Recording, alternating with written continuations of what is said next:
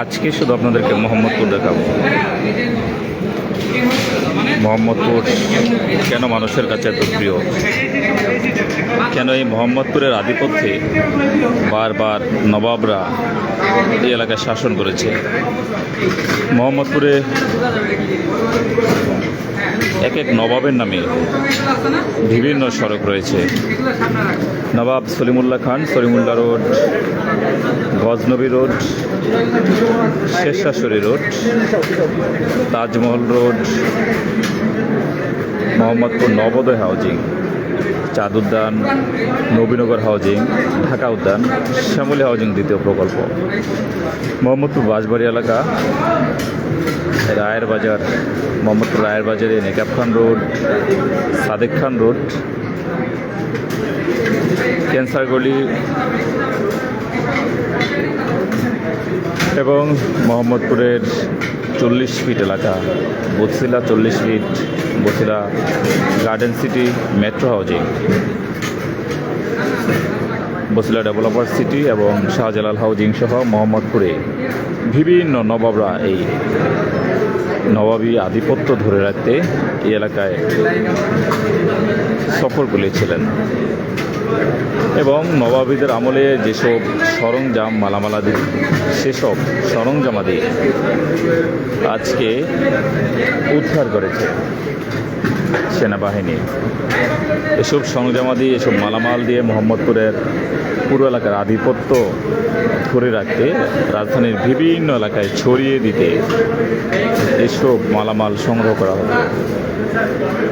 একটি মালামাল যেখানে চকচক করছে, মোহাম্মদপুরের তেলে আর চকচক করছে এবং একেবারে নতুন জিনিস। এই সাম্রাজ্য টিকে রাখতে নবাবরা বহুবার এসেছেন এই অঞ্চলে। এই সাম্রাজ্য ধরে রাখতে এখনও নবাবী হালে তারা বিভিন্ন সরঞ্জামাদি নিয়ে আসেন এবং এই সাম্রাজ্যকে ধরে রাখতে বিভিন্ন গ্রুপগুলো আধিপত্য বিস্তার করেন।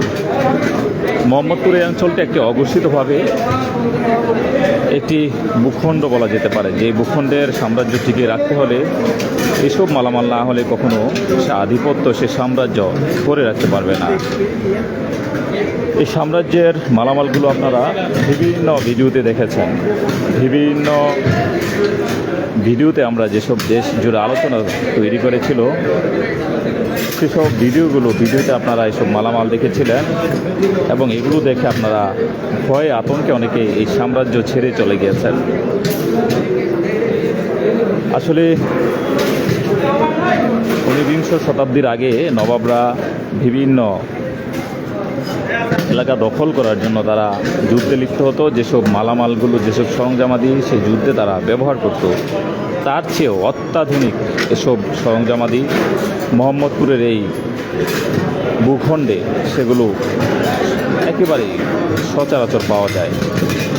এই ভূখণ্ডে যারা আসবে তারা সব কিছু দিয়ে, সব কিছু রেখেই খালি হাতে চলে যেতে হয়। কেউ যদি সেই ভূখণ্ডে এসে কোনো কিছু দেওয়ার না দিয়ে তারা যদি কোনো বাদ বিতণ্ডায় জড়িয়ে পড়েন, তাহলে এইসব সরঞ্জামাদি দিয়ে সেসব মানুষকে আপ্যায়ন করা হয়। এই সাম্রাজ্যে অতিথি আসবে, তারা অতিথি এসে তাদের যত মালামাল আছে, তাদের যত কিছু আছে, পকেটে টাকা পয়সা, মোবাইল ফোন, সব কিছু তারা এই সাম্রাজ্যে দিয়ে যেতে হবে। অন্যথায় সাম্রাজ্যের এই আধিপত্যে তাদেরকে দিলে না দিলে তারা এখানে কোনোভাবেই টিকতে পারবে না। মোহাম্মদপুরের এই ভূখণ্ডে এই সাম্রাজ্যের পক্ষ থেকে যেসব জিনিস দিয়ে আপ্যায়ন করা হতো, যেসব জিনিস দিয়ে অতিথিদের সালাম দেওয়া হতো, সেসব মালামাল, সেসব সরঞ্জামাদি মূলত মোহাম্মদপুরের এই ভূখণ্ডে সচরাচর হরহামেশাই পাওয়া যায়। এই ভূখণ্ডে একটি সাম্রাজ্য গঠন করা উচিত। এই ভূখণ্ডকে একেবারেই আলাদা একটি ভূখণ্ড হিসাবে হিসাবে ঘোষণা করা উচিত, যেখানে সারা দেশের আইন শৃঙ্খলা বাহিনী নিয়ে নানান রকম বক্তব্য দেয়, সেখানে মোহাম্মদপুরের এই অঞ্চলকে ঘিরে আসলে কোনোভাবে